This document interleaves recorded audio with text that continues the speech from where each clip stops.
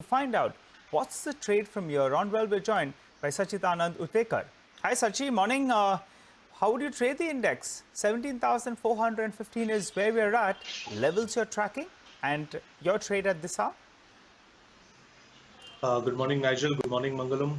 Clearly, it's a very strong bullish day, and the way both the indices have, managed to sustain about their 20-day exponential moving average, which is commendable.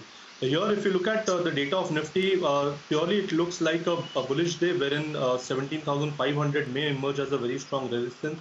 So we are not expecting an expiry about 17,500. Probably the support at 17,320, which is the 20-day exponential moving average, even that may not be breached. So the reward to risk at this point of time in Nifty is a little bit skewed. But when you look at Bank Nifty, clearly the expiry pain is somewhere close to 39,800 as of now. And the way ICICI Bank, Axis Bank are supporting this particular trend, I think Kotak and SBI are still behind, but still there's a good margin on the upside which is left. So I think Bank Nifty should be on your radar. When we look at the entire setup, we don't see it slipping below 39,300 on a closing basis. Probably one can keep a stop loss there and look for some buying opportunities when it comes to Bank Nifty. The expiry zone could be somewhere close to around 39,700, 800. So there's a good amount of unwinding which can kick in once 39,500 level is breached. So we are expecting this bullish momentum to continue, and especially focused on banking. 39,800 is where the 20-day moving average of Nifty Bank is as well. So maybe some congestion only above levels of 39,800. But up until then is something that the Nifty Bank can go ahead and traverse. As we speak, closing in on that 20-day moving average for the Nifty as well. 17,450 is there where it stood. Individual stocks, what do you have on your list this morning for us, Sachi?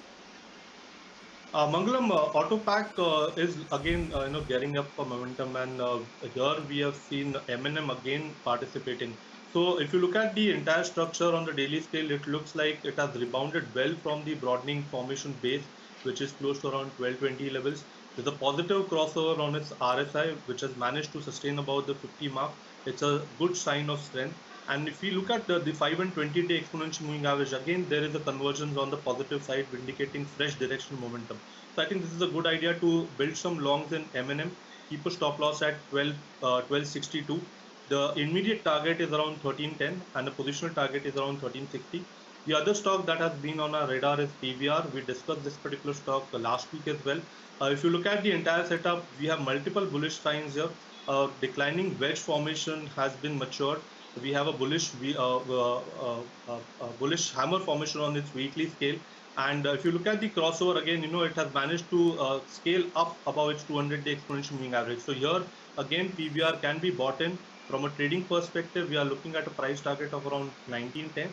Positional target would be around 1980. The stop loss should be placed at 1755, and long positions can be built in PVR as well. Okay, all right, Sachi, thanks so much for stopping by, filling us in with your call on the index as well as on a couple of trading strategies.